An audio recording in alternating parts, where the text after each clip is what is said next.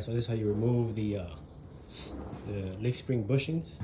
As you can see, look at that, worn out, completely worn out. This is the easy way to do it. It does require a press, a shop press like this. You get this at Harbor Freight, like 150 bucks on sale, and it'll make your job a whole lot easier, especially if you're going to be doing this off-roading thing for a while, working on your own cars, breaking things down. You want to invest in your tools so you don't have to be paying for someone to do it. But you can do it like this, or you can use a regular ball joint press, and you can use that too. Okay, but this is the way I do it, so it's easier for me. Just basically press down on it. See that? So my suggestion, if you're gonna do this, do it like this.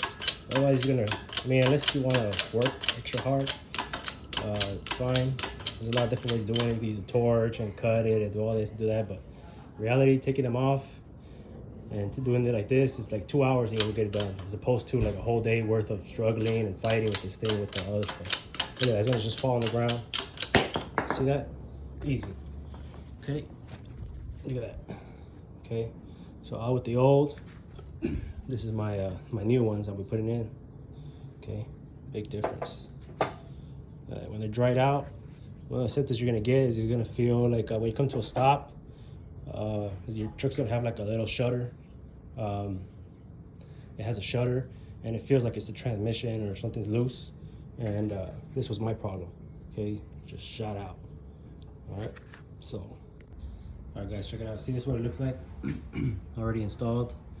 Nice fresh bushings. Okay, easy.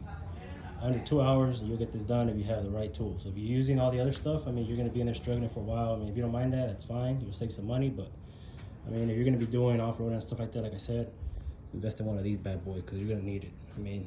Stuff like this wears out, and you need to change them, and it's labor is very expensive. So, if it's just food for thought. All right.